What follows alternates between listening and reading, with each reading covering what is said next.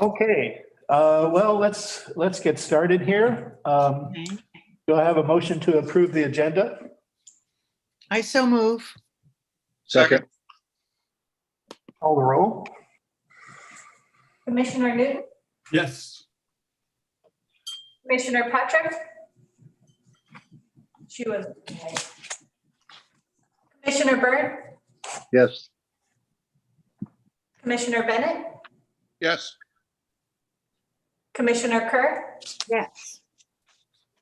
Commissioner Knopf, Yes. Chair Johnson. Yes. Are there any amendments to the minutes? I just wanted to point out, I got a kick out of on page 9. Yes. Adam said that the square footage of the log was 21,000. Yeah. And then I thought, well, the next line, it should say, it is a rare log that stretches out. Very rare. Yeah. We can fix that typo. Okay. I just assumed that was mathematical. Okay. Is there a motion to approve the minutes? I move I to. move that we approve the minutes. Second. Okay, call the roll. Commissioner Patrick, Commissioner Byrne, Yes. Commissioner Bennett, Yes. Commissioner Kerr, Yes. Commissioner Knopf, Yes. Commissioner Newton.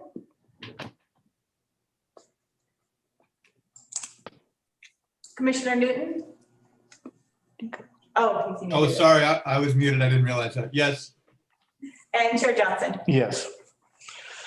Okay, this is a quasi judicial hearing regarding the public hearing and consideration of SR 21-02, David Herman, property owner of at 180 Elliott Way, for setback reduction of the rear yard setback requirement for an accessory guest house at the existing single-family residential.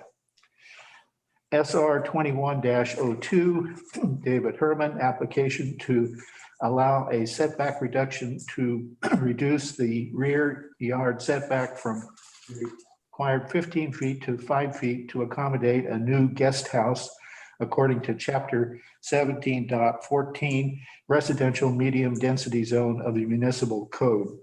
The property is located at 180 Elliott Way, tax lot 2600, map 51030 DA in medium residential medium density zone.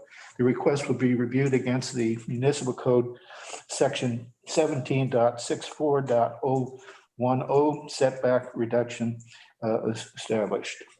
Does anyone object to the planning commission to hear this matter at this time? Does any commissioner believe he or she has a conflict of interest or personal bias? Has any commissioner member had an ex parte contact or made site visit? Site visit. Site visit. Site visit. Okay, staff report. David Herman, property owner, seeking a rear yard setback reduction of 10 feet, reducing the required rear yard from 15 to 5 in order to build a new 280 square foot guest house accessory to the existing residential home at 180 Elliott Way. The 5,000 square foot residential medium density lot R2 abuts the limited commercial property along the rear yard lot line, where the reduction is requested. 1,654 square foot existing residence, according to Clatsop County Assessor's Office records, was built in 2018 with the south facing front alley away, as shown on the aerial photo and street view at the end of the staff report. The commercial property to the north at 171 Sunset Boulevard is owned by DDAJ Corporation and currently provides retail space for Cannon Beach Liquor Store, Clean Line Surf Shop, Cannon Beach Fitness, and copies and faxes. 1764 setback reduction is the applicable criteria. Start off with A1, and the total building coverage is 26% of the lot, well below that required. Significant views. The proposed construction of the structure would likely not intrude into any existing view sheds, as most of the properties east and west of the intended accessory structure have accessory structures and are heavily landscaped. A3, the proposed building location will not interfere with solar access. Yeah, there's no analysis shown, but with the tree coverage and the surrounding accessory structure, shouldn't be any problem with that as well. Under A4, the applicant has provided that A, B, and D apply, as this is the only area on the property that will have no impact on the neighbors. And the applicant states that the other locations of the property would block solar access to neighboring properties or require removal of large trees. There's no issues with right-of-way or utility and or traffic or public walkway or trails under 6. As proposed, the guest house would be located towards the rear service area of a commercial use. So it should not be any problem with encroaching into the abutting privacy of other properties. And so it's well within any range of any hydrants, and staff would recommend approval.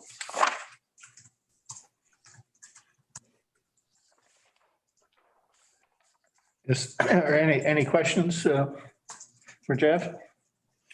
Is there any additional correspondence? No. Okay, the pertinent criteria to be considered are noted in the staff report and listed on the criteria sheet on the meeting page of the city website. Testimony, argument, and evidence must be directed towards those criteria or other criteria in the comprehensive plan or municipal code which a person testifying believes to apply to the decision.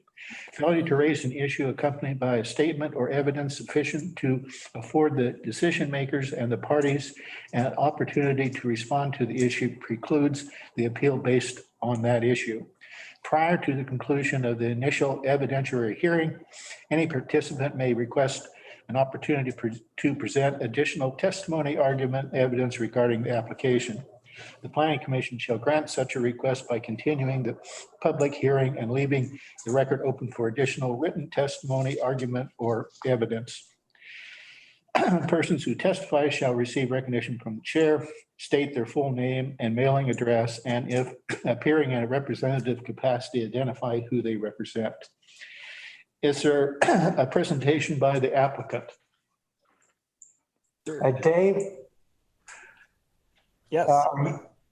Let me know if you need any exhibits shown, okay?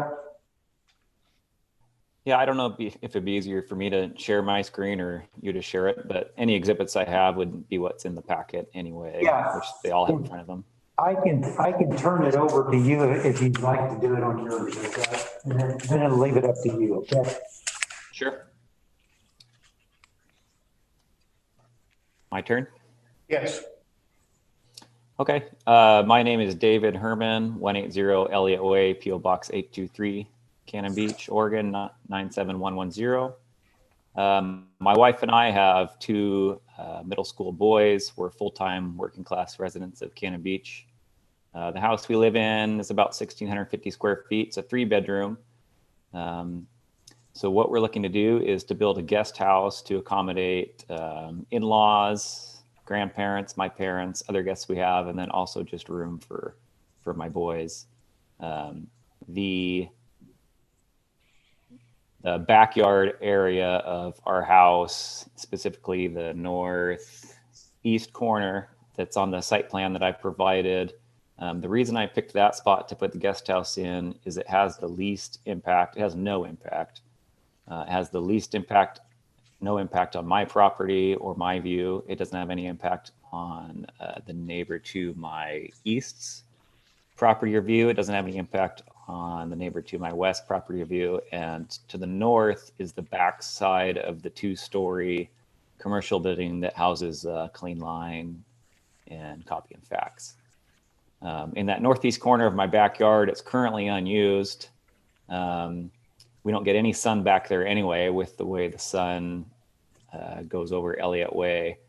And so it's really just a spot that we don't have anything to put there anyway. So it's the perfect spot to put the sized guest house that we would like to build back there. The only conflict is the setback requirement of 15 feet. If we could reduce that setback to 5 feet, it would fit perfectly within that spot with my existing deck, my existing house, and the fences and all that.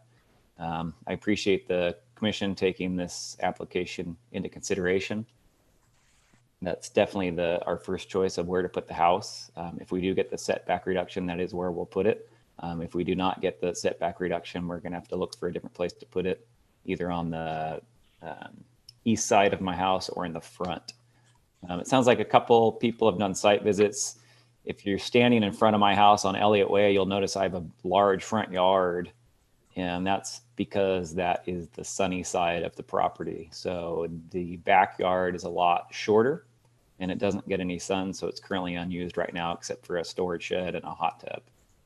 That's the short version. The site plan and dimensions and all that are in the application. I guess if anyone had any specific questions, I could answer those, or I can go to a little more detail on what we're planning. Or what does the 280 square feet consist of? Will it have a bathroom, a kitchen, an upper level, or how is that laid out inside? 14 deep by 20 wide. Deep meaning going towards the rear setback line. One living area, one small bedroom, one small bathroom. That's about what we're planning. So a bedroom big enough to sleep in, a bathroom big enough for a sink, toilet, and a shower, and then the rest of it would just be living area. Thank you. A large family room with an additional bedroom and bathroom is kind of the way we're looking at it. Thank you. Okay, any questions for David? Okay, are there other presentations by proponents? Are there presentations by opponents? Okay, staff response? Yes, you'll hopefully notice that there are a couple responses in the packet, but we haven't received any notice of anybody else wanting to speak tonight or anything else. So that's all I have. Okay, I haven't seen the responses. Where are they?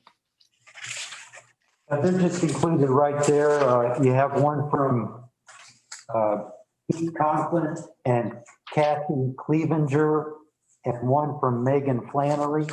Oh, I see. Okay.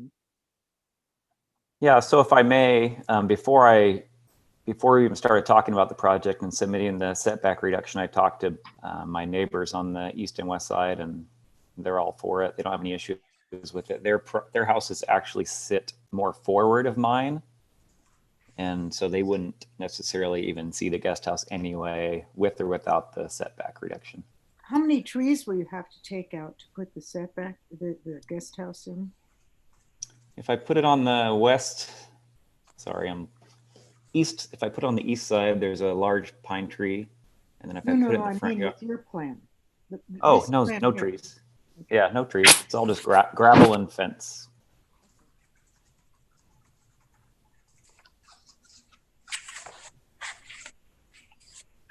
okay, are there any further discussions?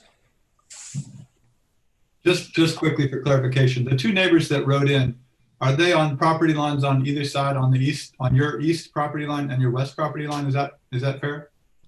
Yes, so the two neighbors are on those sides, and the setback reduction is for that direction, the north side. The north side, which is the commercial side. The commercial building, which we have you might be able to see in my camera, but we have a big view of the back side of their building right now. Thank you. Um, Okay, if there are no further questions, I'll close the public hearing and move to consideration.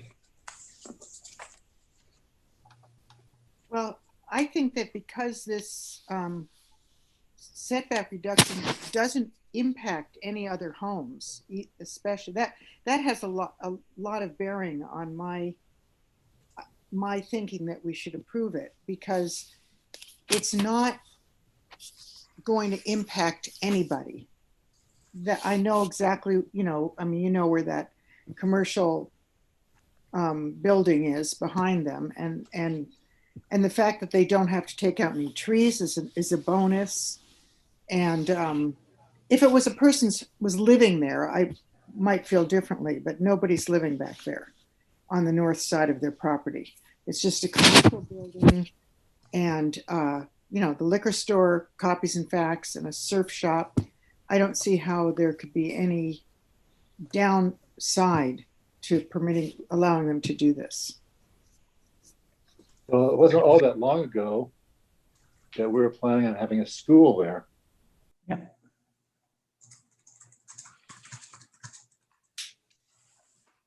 Yeah, but we didn't.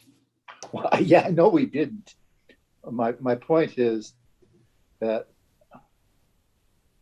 is there a reason why we have setbacks? There are. Are setbacks something that are only enforced if it impinges on somebody who already lives there? Well, setbacks don't require any showing of hardship, number one. It's just the variance that does.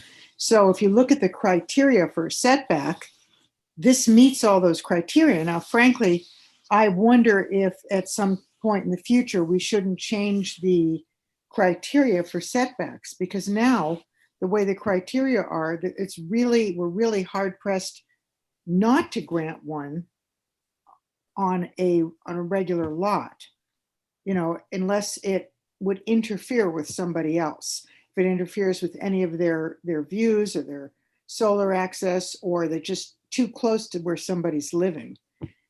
The way our setback. I guess the point I'm getting at, Lisa, is that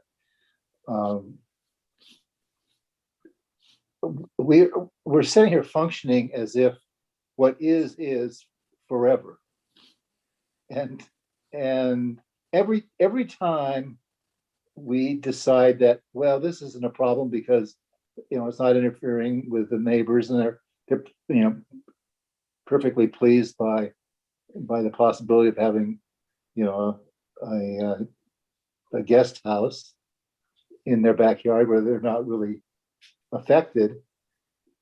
Well, down the road, somebody else is going to own that house, and I think maybe I'm just wound too tightly, but I've always been troubled by this notion that we legislate for the current status of the world as opposed to legislating across the board, saying we believe in open spaces in these lots, and we honor that belief, except for extreme circumstances. See, and I don't know if this is an extreme circumstance or not. I just find it amazing how I've been sitting on this, commission for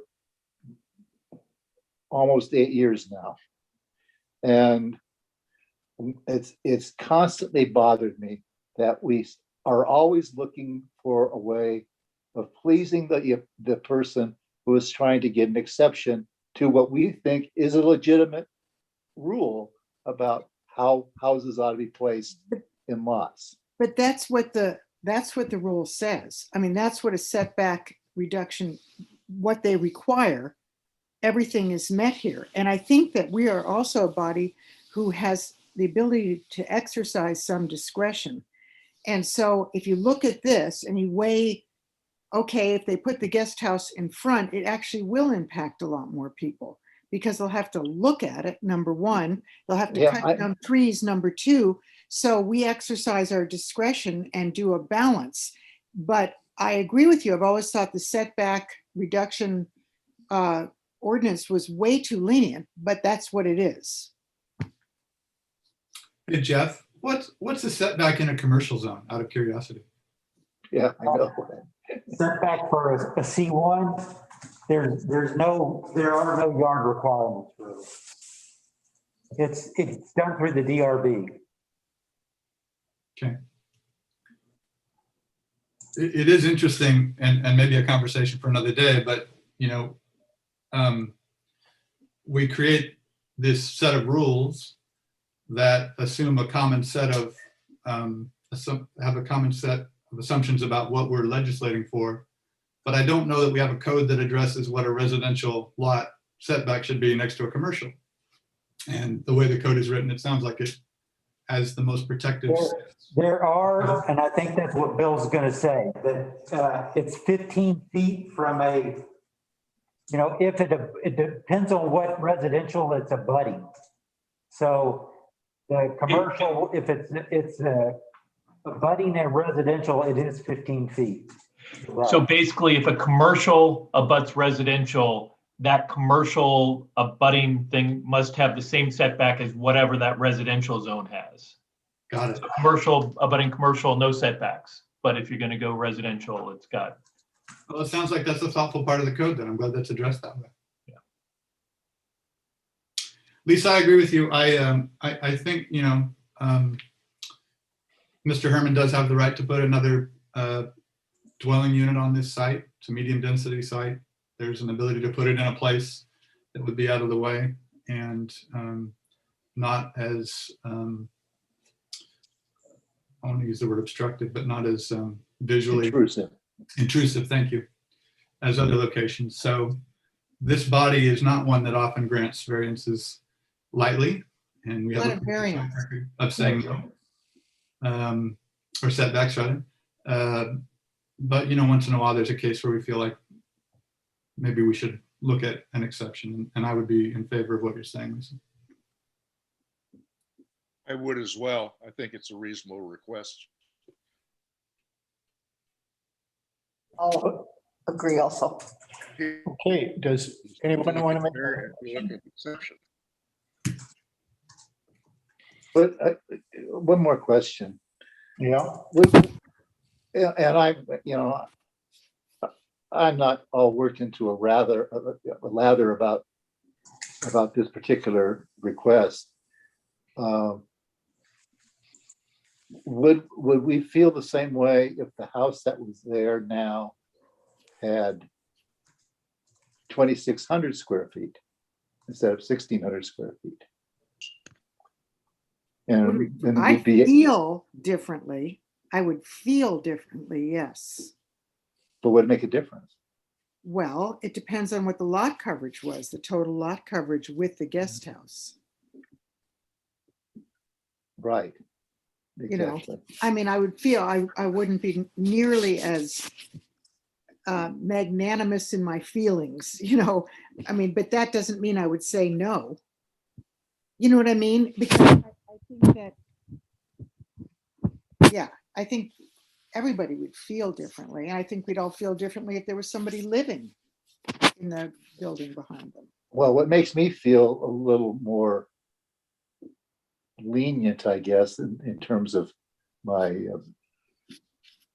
my general negativity, is that the house that's there is one, smaller than is necessary for that lot, and two, it's got a larger setback from the front.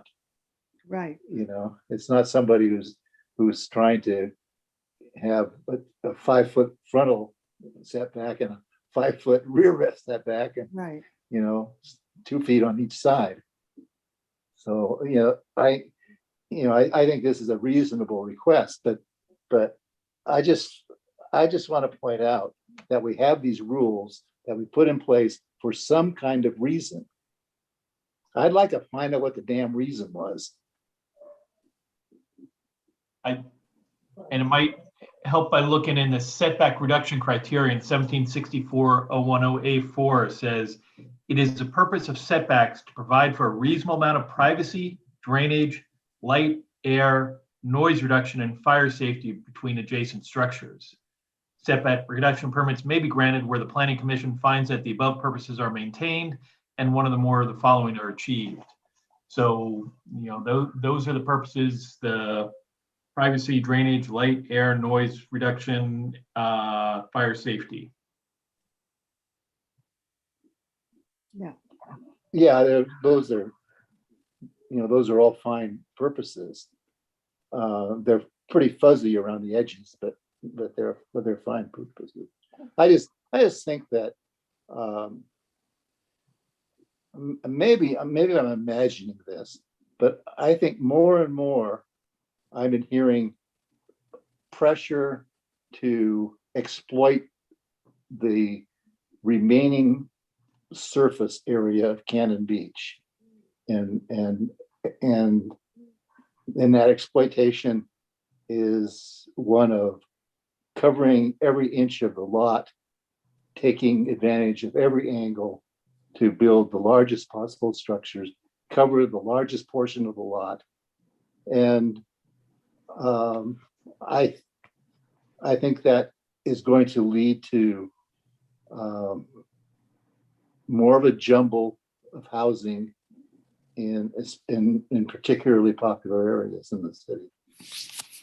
But hey, I'm not here for much longer, so you can We're going to be going through a code audit here in the next 2 months, starting up. So,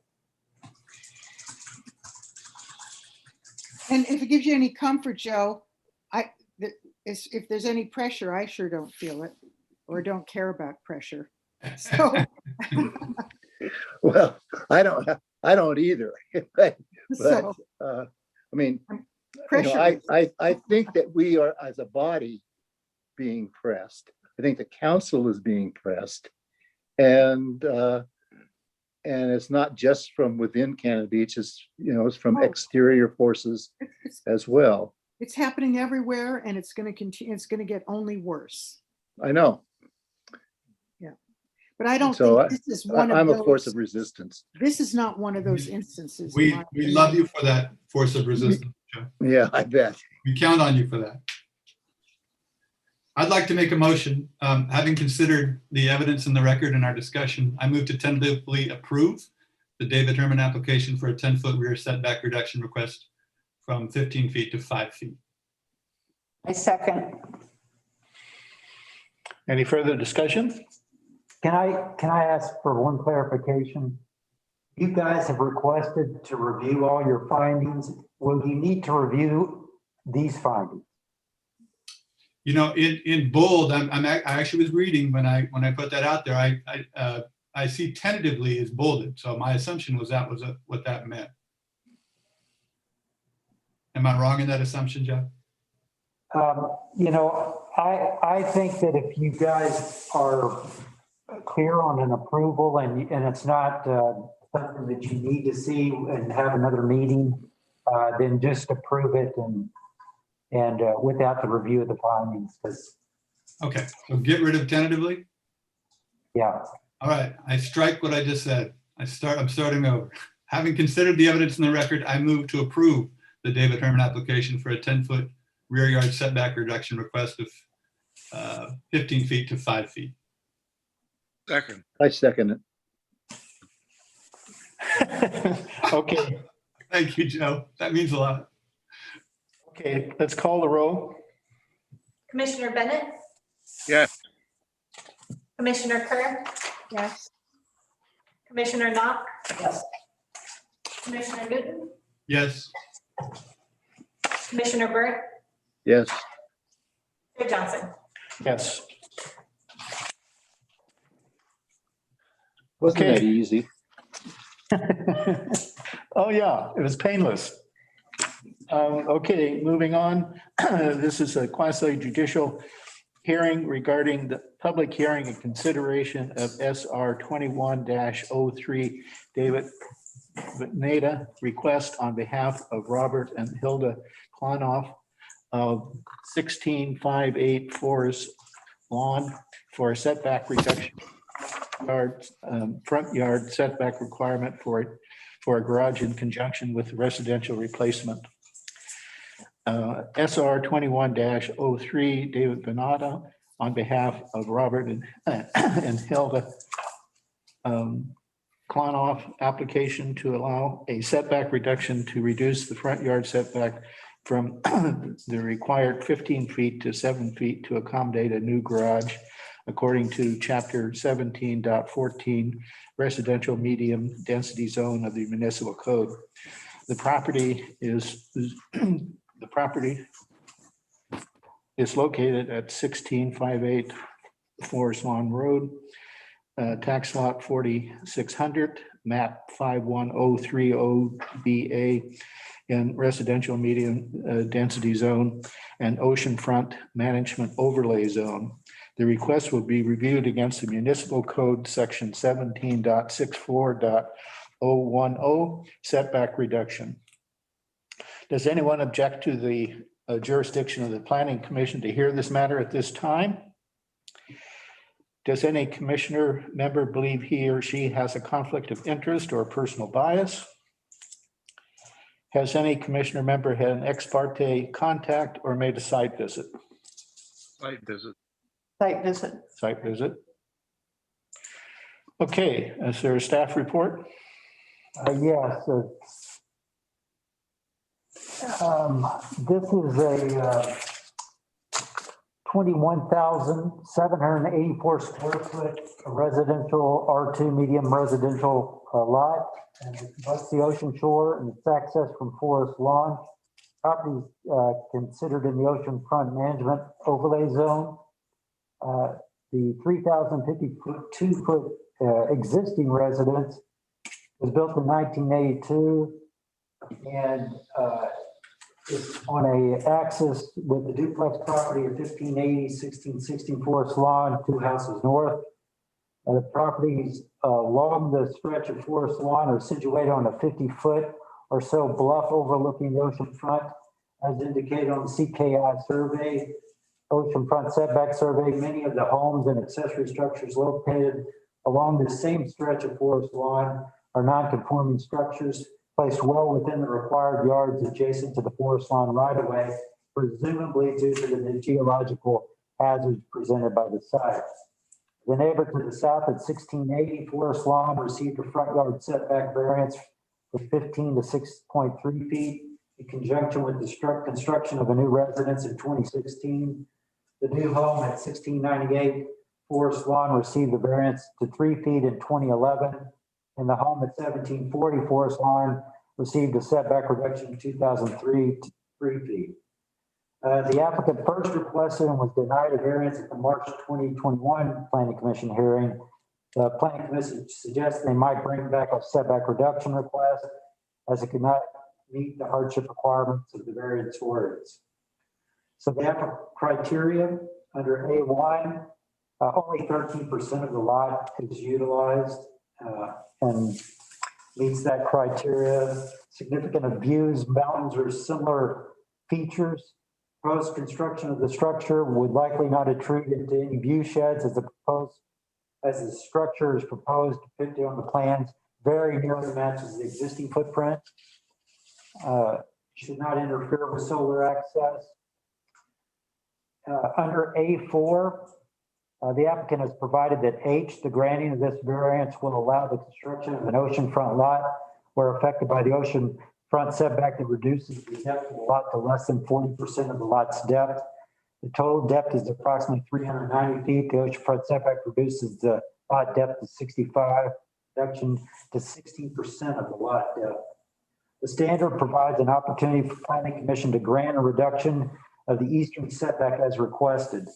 The geological hazard report by Mr. Horning provides evidence of the geologic difficulties of the building westward on the site, while the area requested for the garage is currently being utilized as off-street parking. This would simply allow parking within a garage. No right-of-way, utility issues, traffic, public walkway or trail problems. As stated earlier, the requested reduction and placement of the garage is basically placing the garage where off-street parking is currently taking place. It should have little impact on the abutting properties, as the setback reduction isn't minimizing distances to neighboring abutting properties, but to a right-of-way. Staff would ask that the distance be indicated on the survey and site plan from the northern property line to the existing and proposed structure, as pointed out in the previous variance request. There are a number of homes along Forest Lawn which have had setback reductions or variances granted over the past 20 years, and the majority of structures located on Forest Lawn are not conforming to their site. Staff recommends approval. Any questions?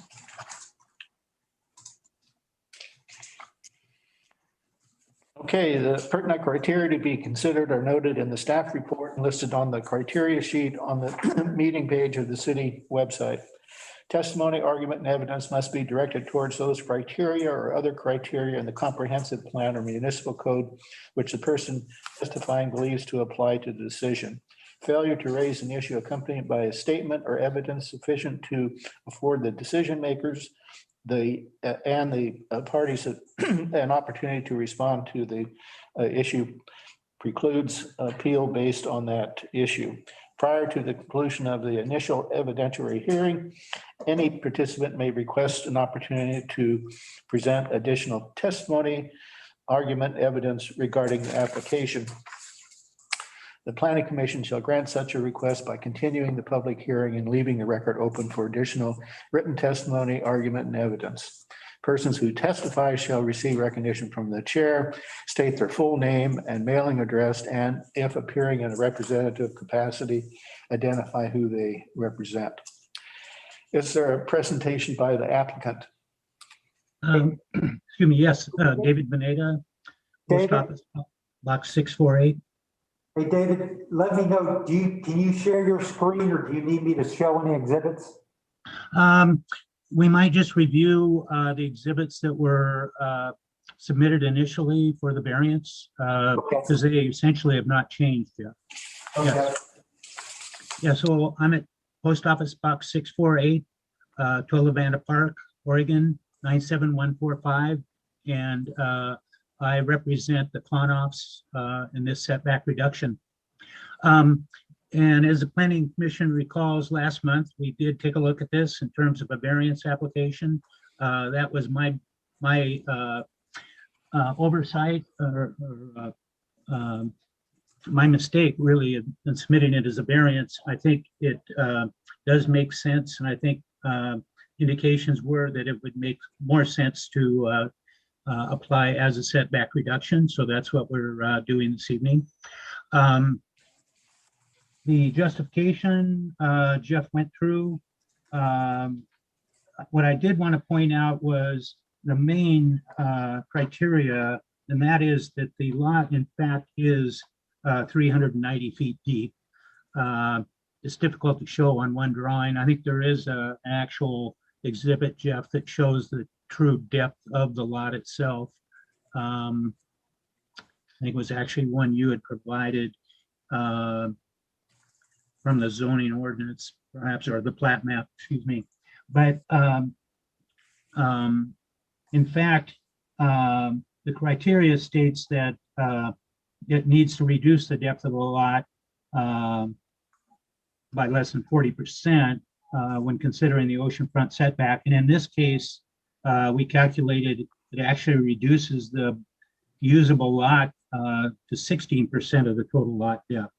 So we more than meet that criteria, and it makes just total sense to reduce this front yard setback to 7 feet, which is consistent with many of the other lots along Forest Lawn.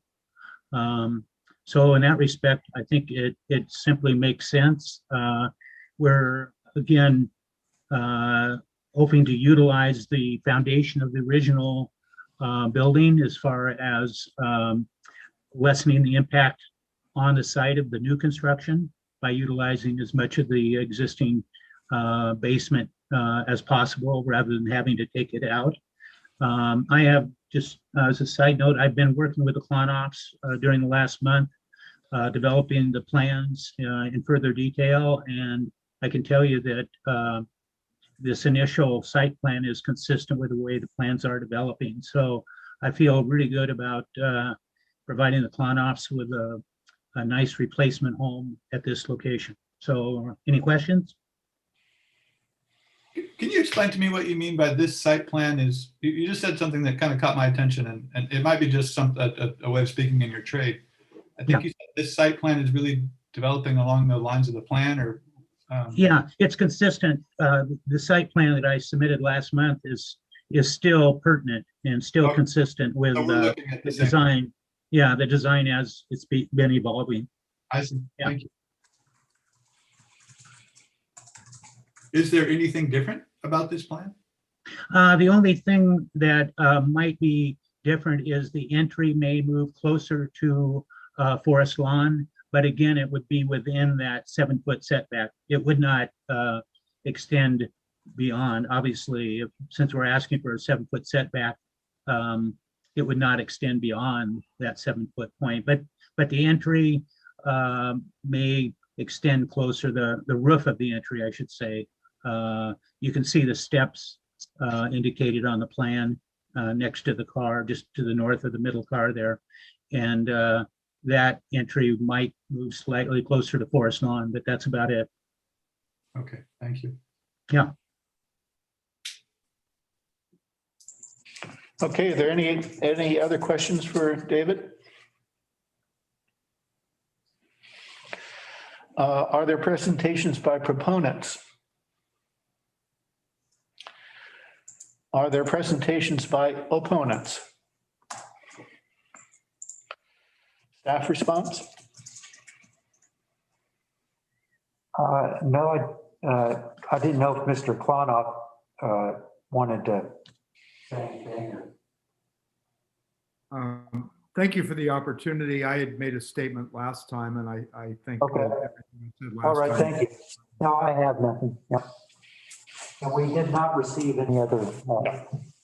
Okay. All right, then. There are no other presentations. I'll close the public hearing and move to consideration.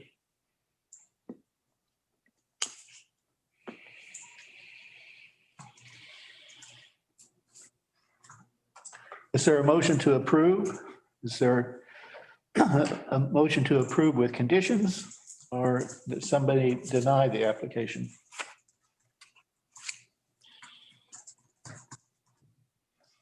I will make a motion. Go ahead. Having considered the evidence in the record, I move to approve the David Venata application on behalf of Robert and Heidi Klonoff for a front yard setback reduction request of 15 feet to 7 feet. Second. Any further discussion? Okay, call the roll. Commissioner Kerr, Yes. Commissioner Knopf, Yes. Commissioner Newton, Yes. Commissioner Byrne, Yes. Commissioner Bennett, Yes. Chair Johnson. Yes. Okay, so that's been approved. So we have a work session reviewing of the zoning ordinance agreement request by William Rasmussen on behalf of Haystack Rock LLC for a text amendment regarding notice requirements for development permits. All right, thank you. Thanks, David. All right, so we have Will Rasmussen on behalf of the Haystack Rock LLC, property owners of 1981 Pacific Avenue, are requesting an amendment of the notice of requirements of the Cannon Beach Municipal Code. The applicant is asking to extend surrounding property owner notice mainly with regards to development permits. Although the applicant suggests that these are minor amendments, they could have far-reaching administrative and even legal implications. Summary, beginning with the proposed amendment 1792-10, And I can share the screen. I think I'll do that for this here.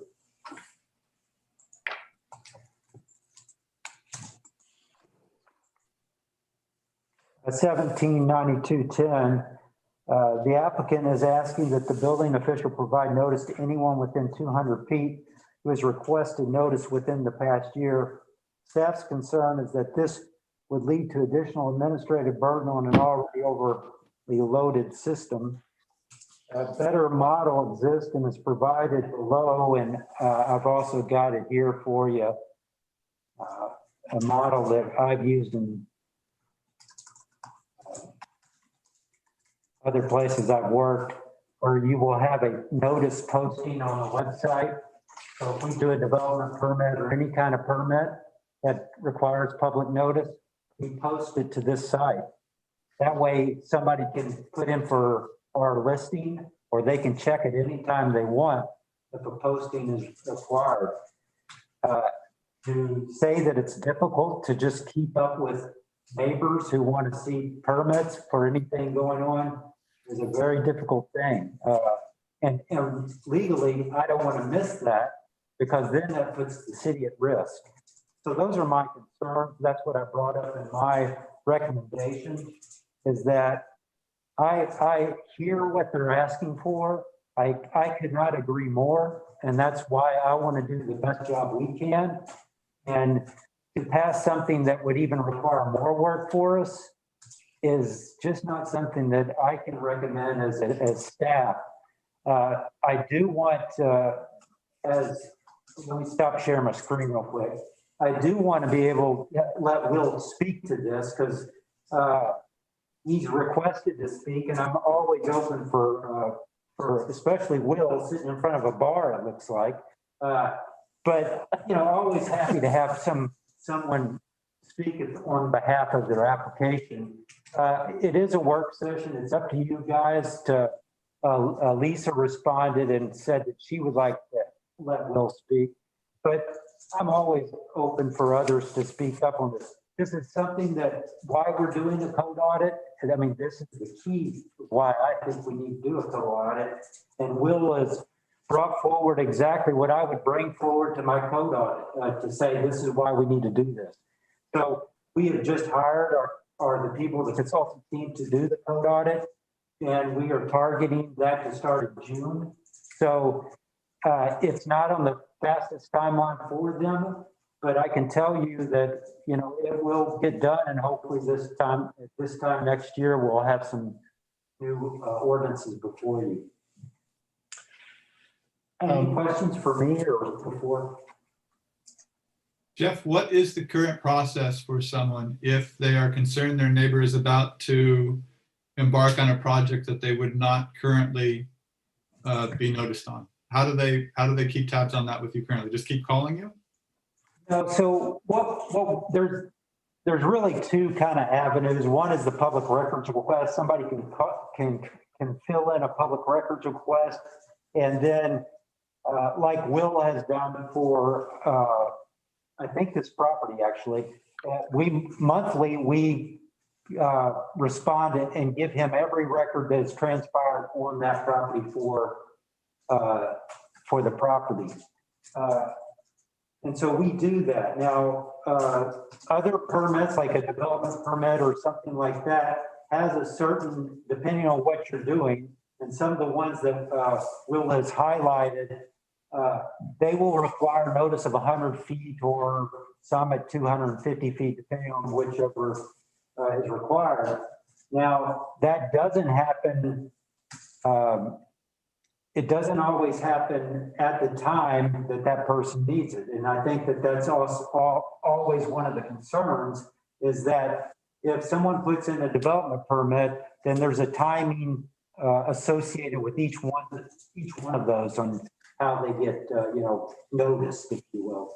And so there's a kind of a time schedule on those. So I definitely think that this is, in my opinion, that this jurisdiction's, it's kind of convoluted and it's difficult to see where those take you.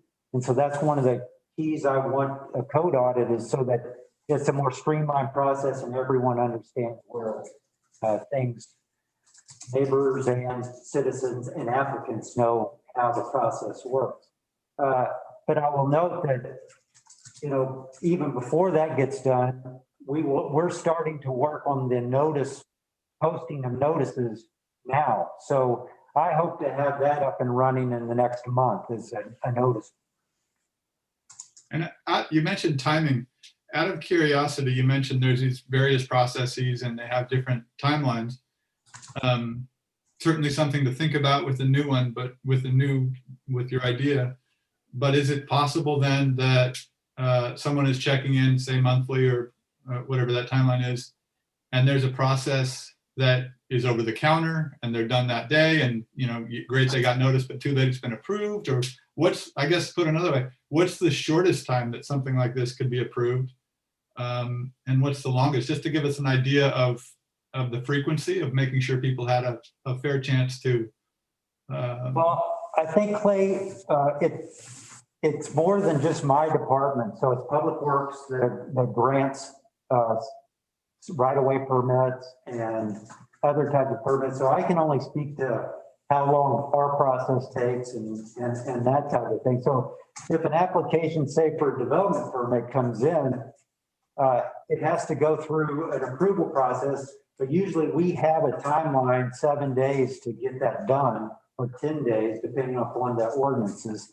And so we have a certain timeline. We have to make a decision depending on which one of those it is. And so if it's written in the code, it's usually, we have to get it done by that timeline once we get that application in. So maybe one other thing to consider in something like this is the timing of these sorts of things, because notice. Oh, yeah. 7-day turn, they could be down the road before anyone even had a chance to understand what was going on. Yeah, well, some of them are state driven, state statutes that drive many of these things, and then other things that, it's up to the jurisdictions that come up with these things. Okay. Yeah, if it's something like, well, let's take an example that somebody comes in. Can you hear Lisa? I can't hear you. Hey, Lisa, can you hear you? Actually, I'm not muted. I just think, With your microphone. come closer. Now, Yeah. I'm right on top of it. So things like somebody building an accessory dwelling that doesn't require, like, I guess, what is that, a type 1 that just is an over-the-counter application, and nobody gets notice of that. Correct? I mean, like the one. I'm sorry, I can't hear. Oh dear. I was asking if, like, for an ADU that is over the counter, there's no notice. Right. For an accessory dwelling unit? Yeah. Well, if someone's coming in for an accessory, Lisa, if someone comes in for an accessory dwelling unit and it's within their building envelope, it's not in a required yard, it's not requiring a setback reduction or something like that, you're correct. Yeah, you would not get noticed. So, I mean, I know that I have personally complained about certain things that have gone up in this town, and there was no notice of them at all. The only reason I found out about it is because a neighbor told me it was happening. I mean, so that's a type 1, right? Is that what you call a type 1 application? Yes, that's a type 1, yes. Okay, so a type 1 application has no notice, even though it might be this huge, ugly looking thing going up right in the middle of a residential neighborhood. There's not much anybody can do about it. So is what you're talking about type 2, giving notice of type 2 applications? Yes. Yes, so that's exactly why we called for a code audit, and so that you guys can see what the code is actually allowing and not allowing, and then you guys can have feedback on, do you want to have more of this or less of that? But that's why we've asked for a code audit, because if we want to notice everything and have every neighbor ask for that. I don't have the staff, I don't have the resources to allow, to be able to do that. I can barely keep up with the 580-page briefs that are coming in currently. So it's a difficult process for us to keep projects going forward if everybody wants to have comment and appeal every single decision that's made. But isn't Mr. Rasmussen just asking for notice for things within the ocean, like the public right of ways within the oceanfront setback? Is that the only thing he's asking for notice? A wider notice range on? He's asking to change the ordinance, right? And so he's asking for text amendment. So yes, he's doing it for, for his property owner or that client, but it also opens it up for the whole city to be able to do that. But for everything, for all type 2s, or just for type For any, 2s? for what he is asking for in this, so for any developer permit pursuant to this section of, to any property owner within 200 feet of the exterior boundary of the property. Asking for a building official to make that call. And I wanted to ask you a question about the code audit you keep talking about.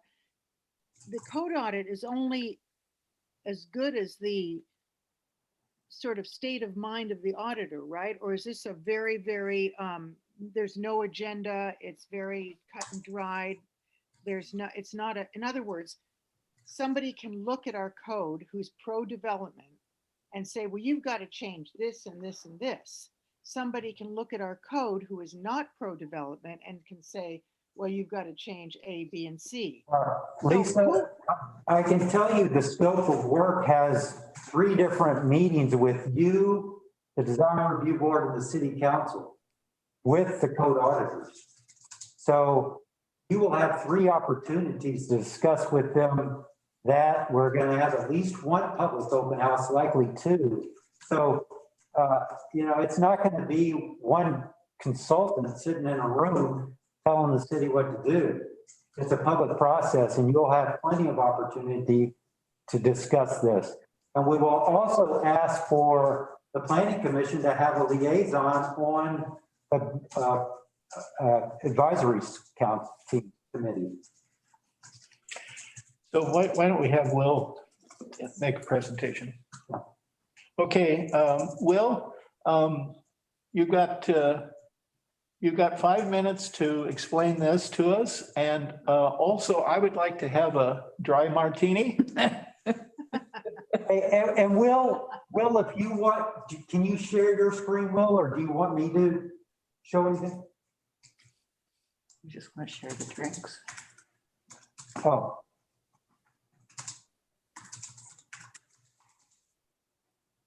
Hi, hear me?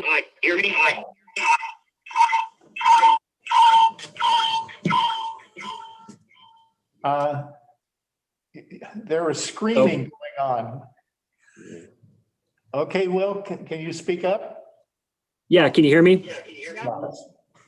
I'm 957-3675. Could you unmute that number? The host would like to unmute your microphone. You can press *6 to unmute.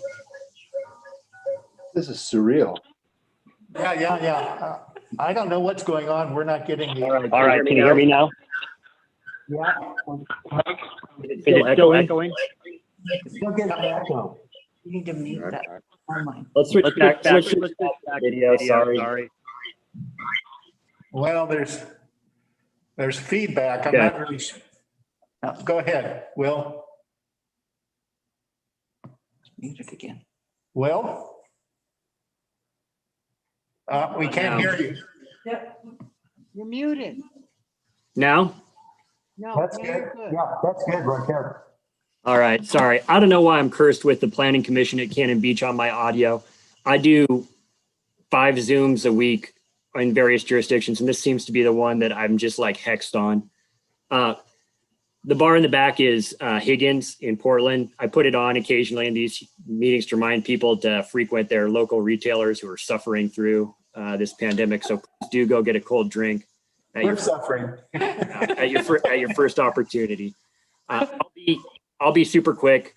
I am absolutely sympathetic to Jeff Adams' point that staff at Cannon Beach is overburdened. I completely agree. On this Roberts application, I don't know how many applications they've submitted, but it's about 1 million.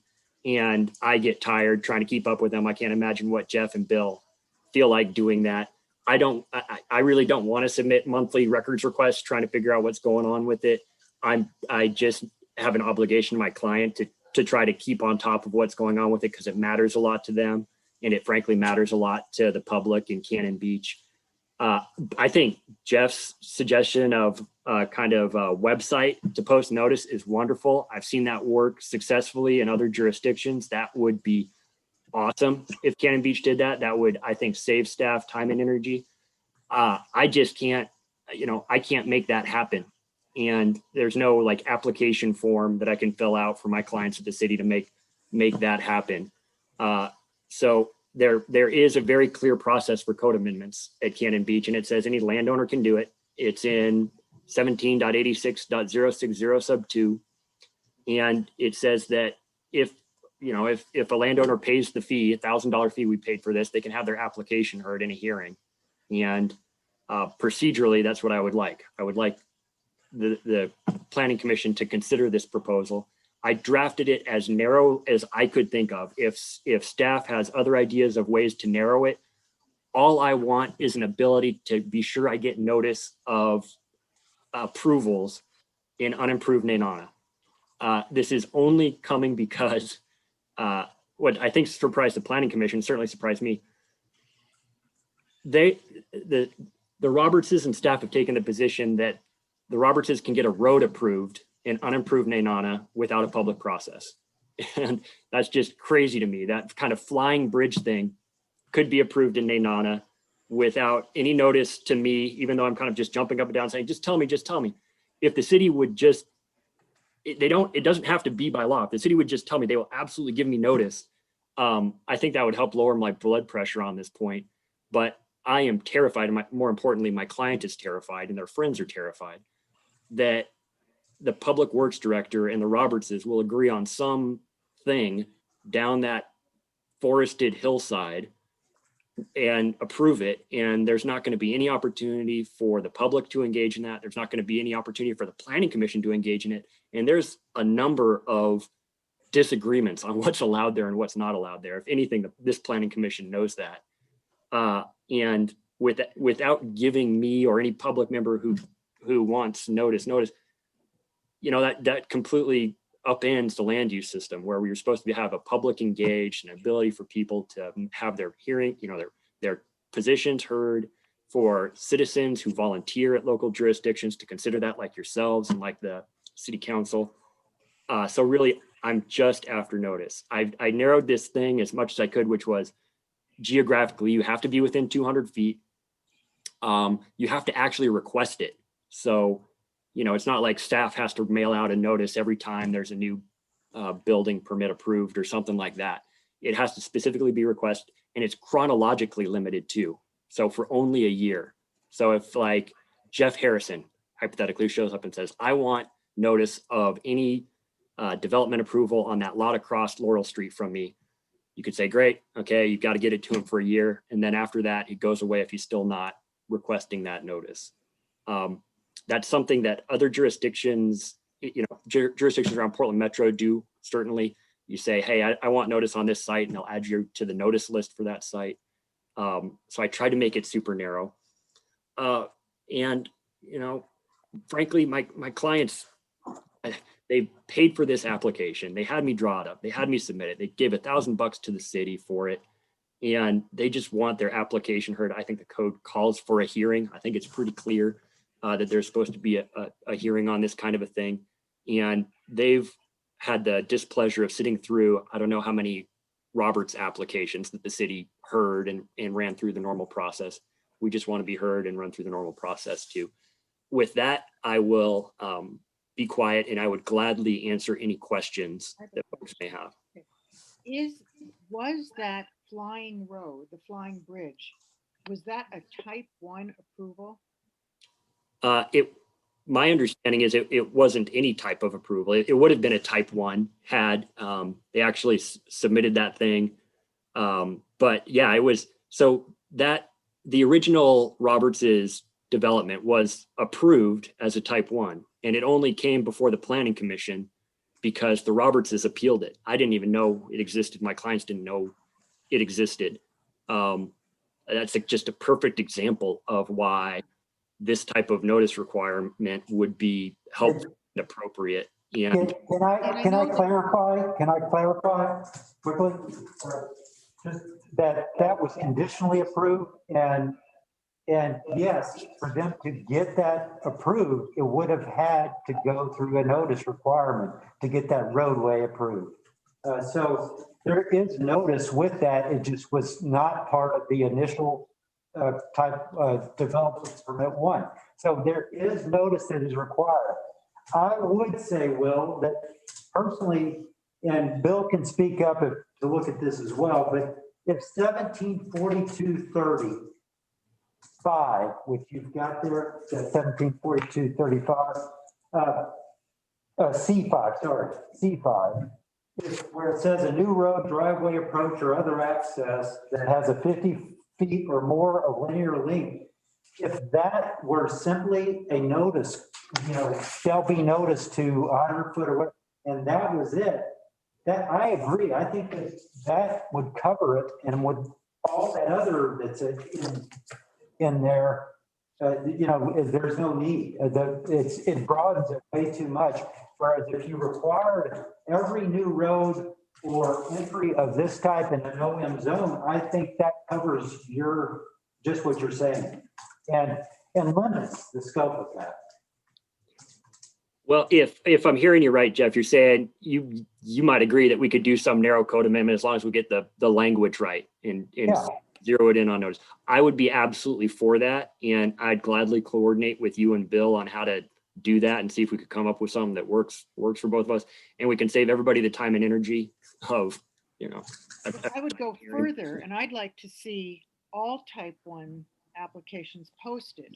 So that if somebody wanted to see what people were applying for in the city, even if it was a type 1 that doesn't require notice or doesn't require, community input, I think that the community deserves to know.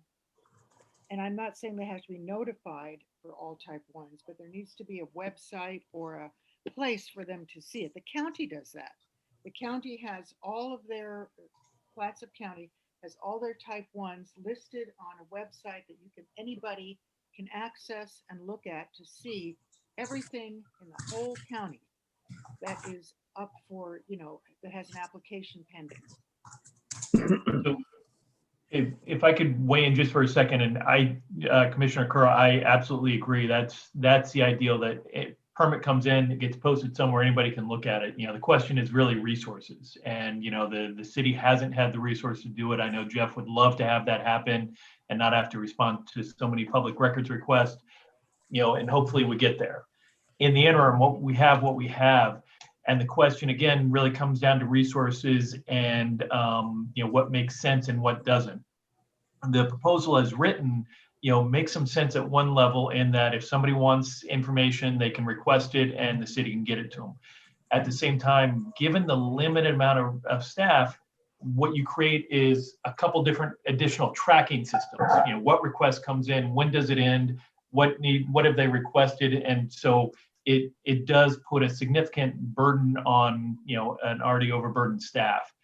As Will knows, even if you make a decision, well, let me back up.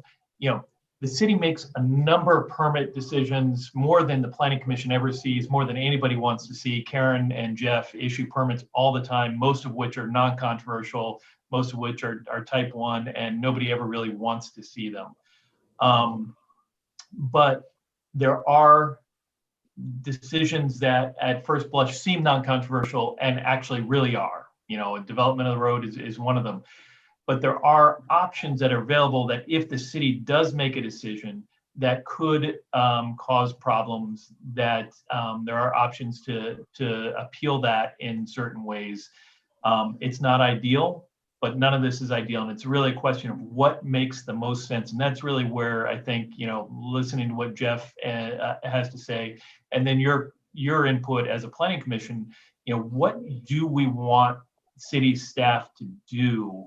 What makes the most sense? How do we not use a bazooka on a mosquito or, use a fly swatter on an elephant? And make sure that the response is appropriate to the issue that's been identified. I'm not certain that's any real guidance as much as some sort of parameters and some things to think about as you move forward. Well, one of the things that I think has bothered a lot of people in the last few years is the ability of various appeals to bury us in hundreds of pages of unnecessary paperwork, but we have to read it, we have to deal with it. And I think that there ought to be a way of limiting how much verbiage is attached to, a setback justification. And I don't know if there are, I'm not a land use lawyer. I don't know if there are possibilities of limiting the amount of explanation that appellants or proposals can have attached to them. But I think that's the other half of the workload, is that it's not just the city staff. The planning commission itself is buried in this crap, and a lot of it is really unnecessary and irritating and unhelpful to the person who presents it. And maybe we ought to look at both ends of this process. Having a limit on how much crap comes into the office just to, pick up a few square feet of space in a lot, and the kinds of things that we all see and who gets to see them. And, we live in a world which expects information to be available. And there's no reason why people shouldn't expect information to be available on everything in their community. I mean, if you're going to give it to 10 people, put it on a line and let it be available to the whole universe. And I think that's where this ought to be going, not looking at some way of limiting it to 200 feet. I thought that was pretty generous of Will to suggest that. I think the whole community ought to see this stuff, and because partly it's an educational process for members of the community, who might themselves be, thinking about putting through a proposal for, getting an extra 28 square feet of property out of their lot. And I just think that, we ask people to make X number of copies, and then in the world we live in now, we do not have to worry about how many copies are being made. That is not the issue. My biggest concern is that something like that Flying Bridge Road could get as far as it did. Exactly. Without anybody knowing about it. I mean, I'm really concerned about that. Well, I was appalled when I found out that it wasn't part of the proposal. Although it was, I guess. Considered. I mean, and no one in the community was aware of it. I suppose if you put every type 1 on a website for people to look at, then you would know that. You would know what was going on, you know. And if somebody was willing to check that website on a bi-weekly basis, they would know every application that came in. And they could go through it and decide which ones were important and which weren't. But I know there are, you know, overarching websites like Excella, I think that's how you say it, that does the counties, various counties, type ones. I know it, and that isn't, and I agree, it would be more burdensome on staff to facilitate that, but I think it's really important, especially now when people are building on every single available square inch of this town as fast as they can. And, you know, I just think we have to do it. We have to figure out a way to make sure that people are aware of these projects and what they entail, whether or not they're type 1 or type 2. I think the points made by Commissioner Kerr and Commissioner Burnt and Bill are all very well taken. As somebody who wades through land use codes all day, every day, the city of Cannon Beach's code is due for an update in that regard on how notice is given. And it sounds like Jeff and Bill are preparing something. I think that's wonderful. I am just terrified that something like that flying bridge or some road is going to get approved, or driveway is going to get approved in unapproved Nana, and that despite me jumping up and down saying, let me know, that it, as of right now, under some people's interpretations, it could happen without me even getting notice. That's true. If it's a type 1, yeah. I have put in front of you a proposal to, at least for this unimproved Nana spot, make sure that that doesn't happen. And I respectfully think your code calls for you to consider the application. It actually calls for the planning commission to make a recommendation on the amendment. And I just asked this body to do that. Can't really do it today, or at least I'd ask Bill. I don't think they could do it today because this was noticed as a work session instead of a hearing. I would just ask you bring this back at the first opportunity, whenever your next meeting is, as a public hearing, and consider it and make a recommendation. Yeah, and I think Jeff touched on this at the time, that this is a work session. It came in to the extent it moves forward. They have to hold a public hearing and allow other folks to weigh in as well. Yeah. Bill, I'd be curious. I have a concern. I think there's some valid points that have been brought up that we have to address. We do have a code audit coming. The timing of that may not be great given Mr. Rasmussen's concern. My concern in having these specific changes made to our code is that it could in some way be considered favoritism, or it could be looked in some way as we were making special arrangements for special consideration, and that could be used against us later in terms of some sort of bias. Except they asked for it. I'm Nobody else has asked for it. I mean, I think that the justification for it is the fact that it was requested. There's a hefty fee associated with asking for it. The fee was paid and it was requested. Anybody is free to do that. Right. I'm just trying to be very thoughtful and careful in my thinking anyway on having it. I would just say that, like I said earlier, I'm happy to work on a narrower scope on this and work with the applicant on that. This is not the time, in my opinion, with the resources we have, to notice every type 1 development permit. And we just can't do that.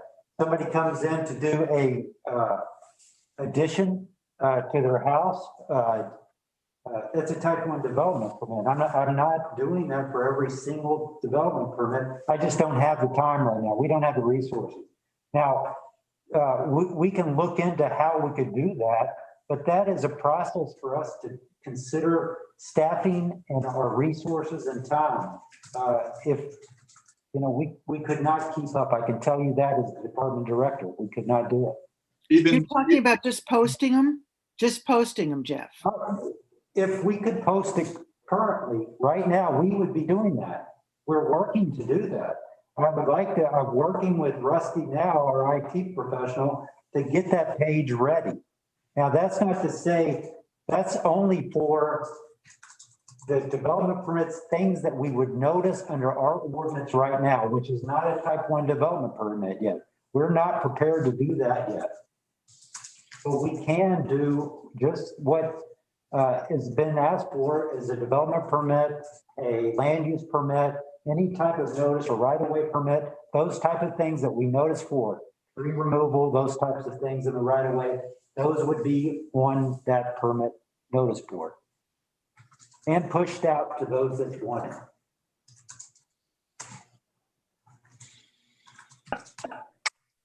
So the example you gave us from the place you worked before was not for, that did not include type 1? No, no. Okay. How come the county can do it? I don't know of anyone that does it. I don't think the county does it. Yes, they do. I look at them every single week, twice a week. So I know they do it. But not for type 1. I believe they, all of their Type development 1. permits. No, type 1. Not, the county has a big website. You put in a record number and you can get everything within, you know, everything within a range and township, a group of range and townships. Yeah. That's type 1, you can. Well, I'll send you the link so you can see it yourself. Yeah, no, that's, I'll ask them. I'll call them up tomorrow. And the reason we do it is because people wanted it. People in Arch Cape and other communities wanted to know if anyone was putting an addition on their house, was changing a gravel driveway to a different, you know, type of driveway. Every single little thing that people apply for is on that website. And I'm happy to look into that. Okay. Hey, Jeff, this is slightly off topic, but I think related.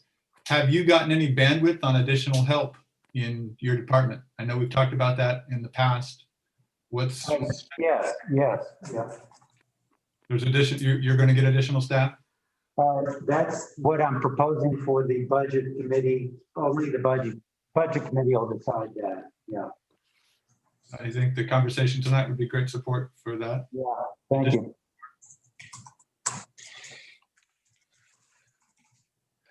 Okay.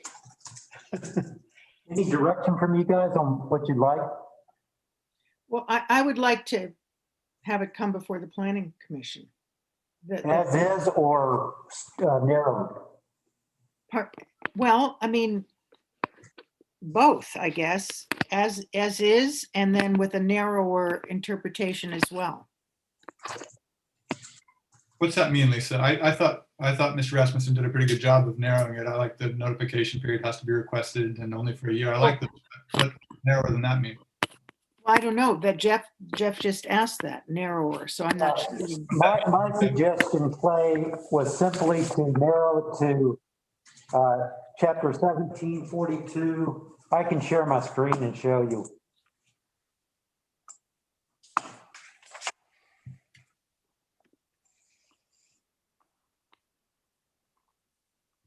This section right here on Will's page 4 on Will's 1742.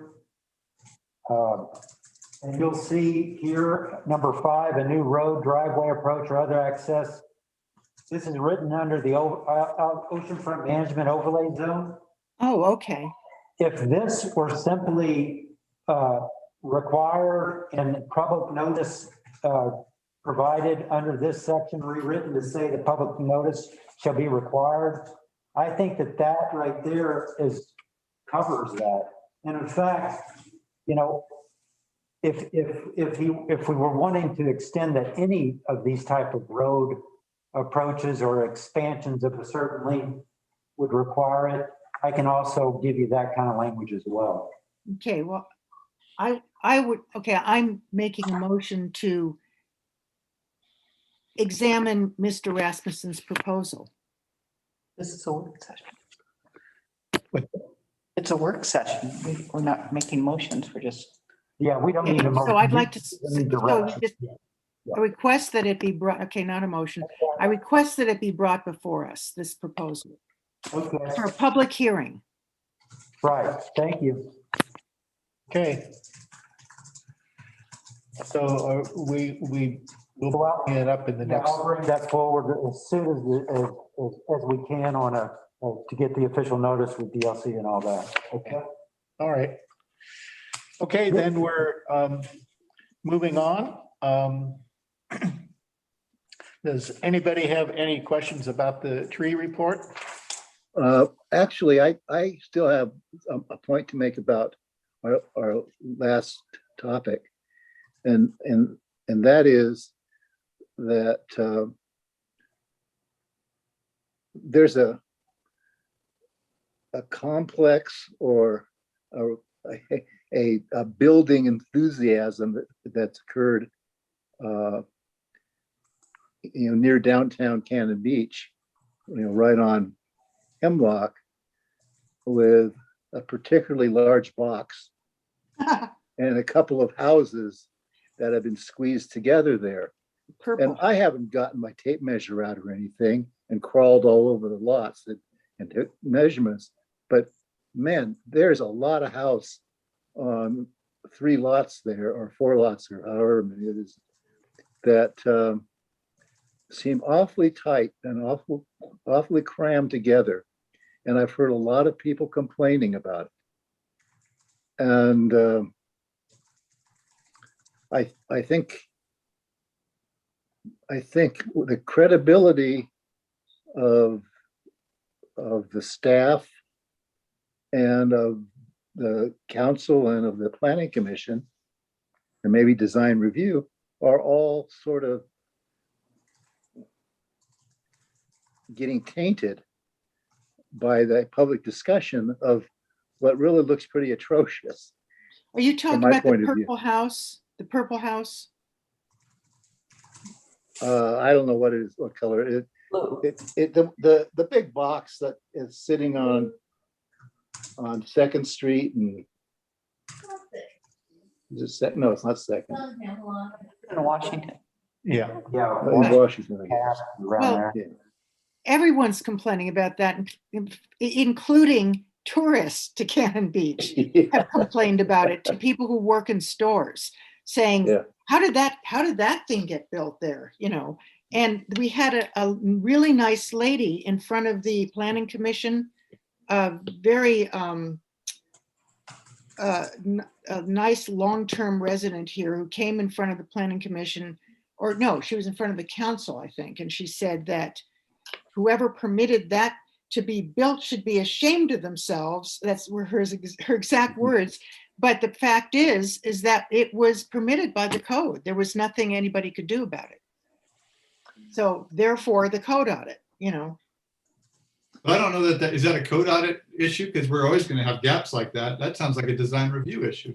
Well, no, the design review board should be reviewing residential homes as well. That's my position, not just commercial structures, but also residential homes. And then that thing would never have happened. There are state laws that prevent design review of Yeah. residential structures. Really? Yes. Huh. Oh, okay. Then how We're do you all do in it? favor How of do you diversity. control? I'm sorry, there are 3 different. How do we control this process so we don't have big, ugly abuses of our code? So you're familiar with what you're talking about. I'm not. How about this? What about how would a historic overlay protect us in that sort of situation where we just say, could we control development somewhere using historic status? There are some exemptions for historic. I'd have to look into exactly what they get and what they don't, but there has been a significant push in the legislature, especially in the last 4 or 5 years, about housing and trying to prevent cities from discretionarily deciding not to allow housing. And so what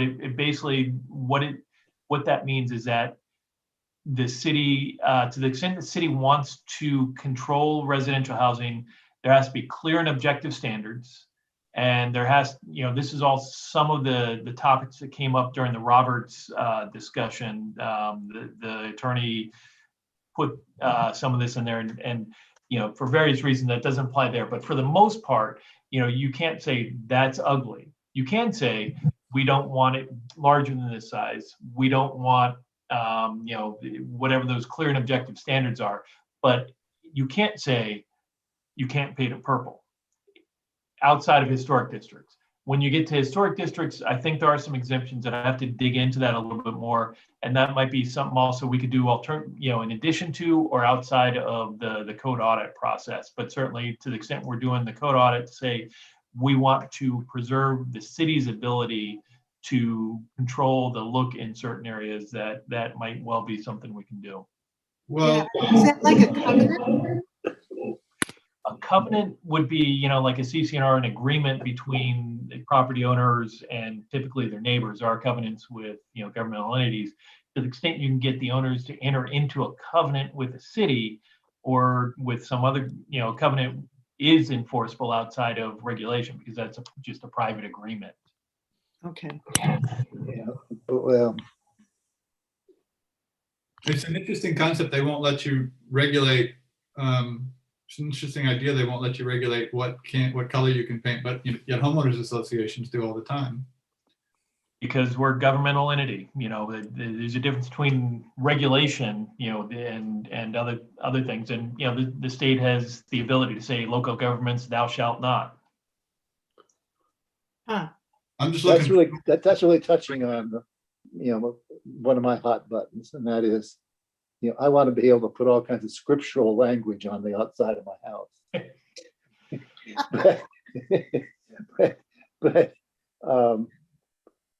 But seriously, I think that part of the value of allowing the entire community to see all the approvals of what is brought, seeking approval.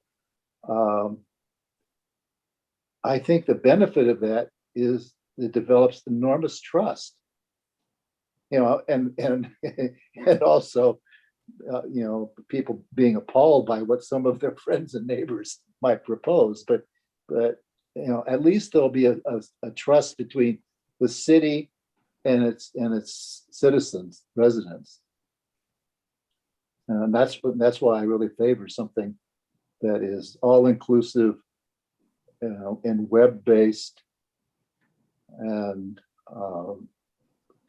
gives enough time for people to be able to track it and follow it, and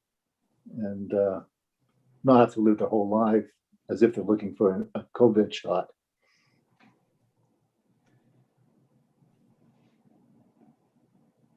That was sort of disjunctive, but at any rate.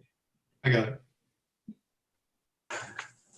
Okay, moving on. Any comments on the tree report?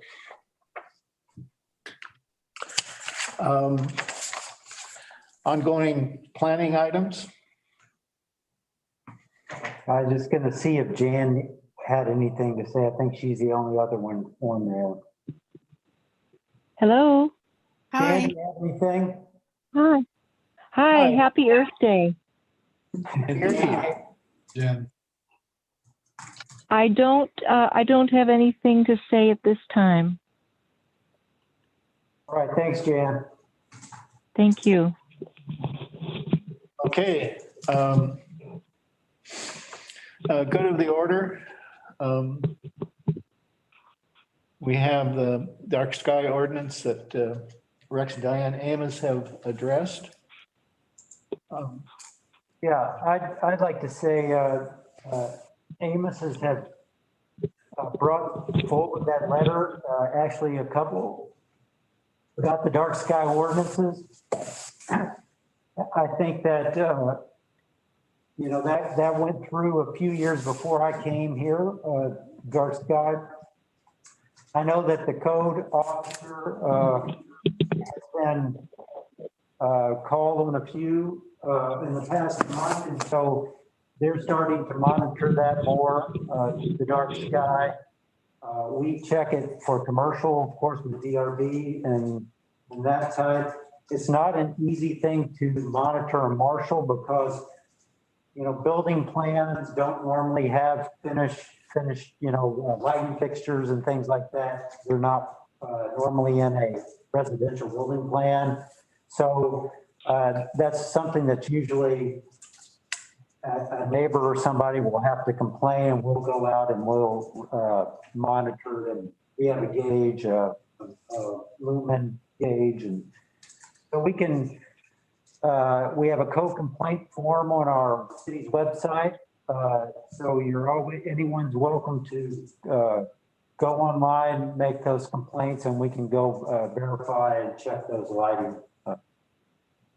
Yeah, I went here a week or two ago. I drove around town at night, and one of the things that I discovered was here on Hemlock, several of the hotels and motels have upward lighting that illuminates their signage.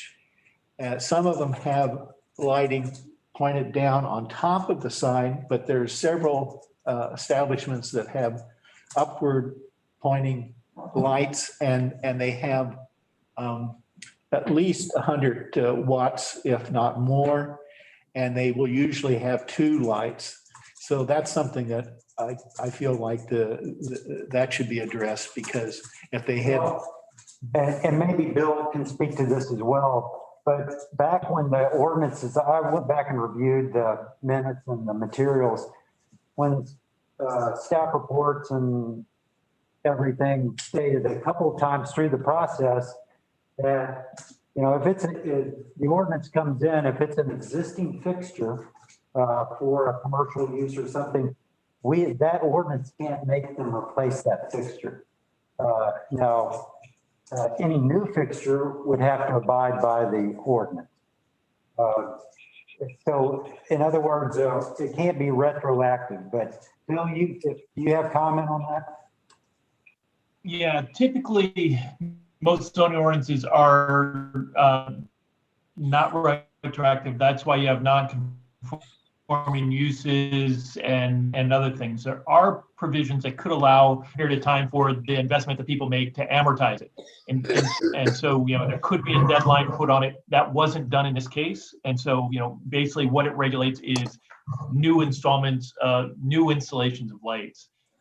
However, you know, to the extent someone is concerned about dark sky, typically from what I've heard in other jurisdictions, that if you approach property owners pointing out the issue and giving them easy solutions, a lot, not all, but a lot of folks understand the problem and are willing to make changes if it's easy and relatively cheap. And often for dark sky purposes, it is relatively easy and cheap. You know, cap things off. There will be some people who won't want to do that, but in terms of our ordinance, it is not retroactive. It did not require people to fix existing concerns. Only when they replaced it, the new stuff must be it must be dark sky compliant. Is it illegal to make it retroactive?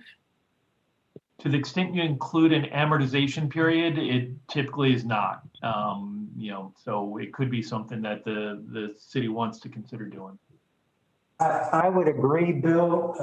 I've worked in a number of jurisdictions, the dark sky, and actually it's more education. I think people, and that's what I'd like to propose. Jen from our DRB, Jenny, she suggested kind of an educational day or kind of resolution and day, maybe starting next year or something, or once we get everyone together with, you know, even kind of maybe a school component or education component.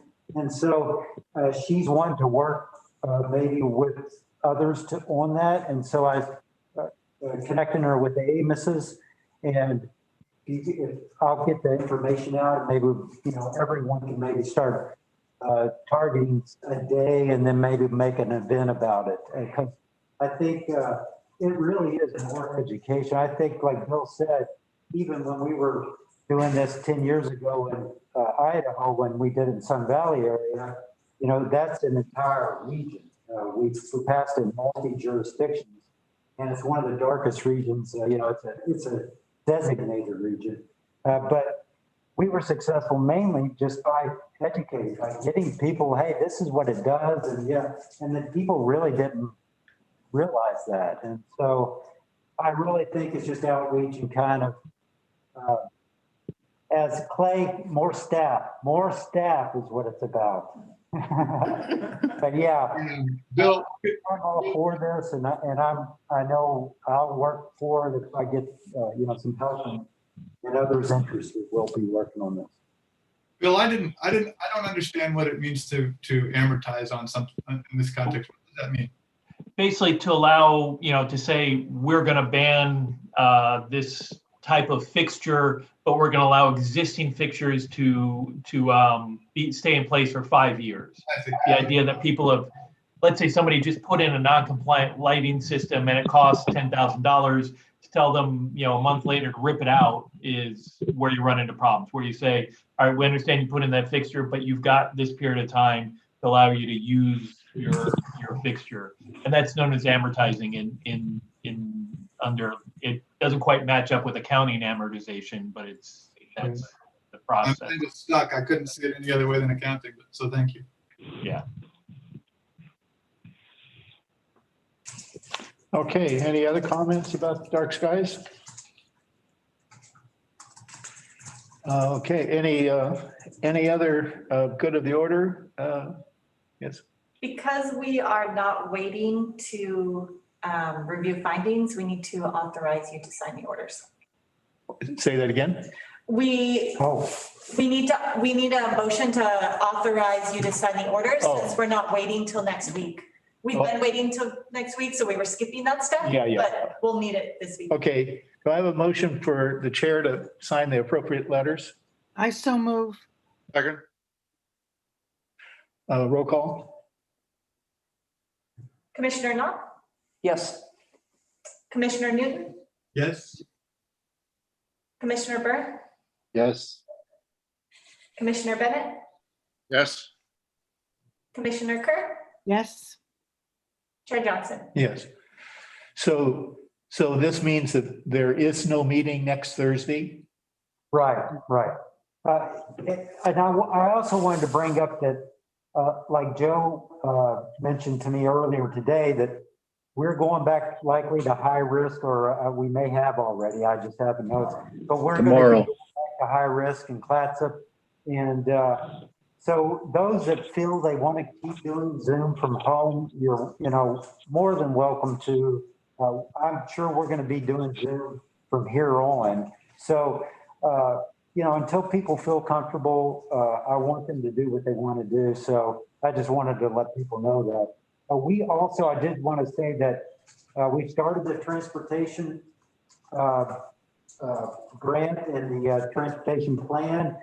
We started the first parking study. We'll have another one coming up in a couple of weeks. And so that's advancing. I believe the first meeting on that open house public meeting will be in June. But likely by Zoom. Right. Okay, if there's nothing further, we are adjourned. Groovy.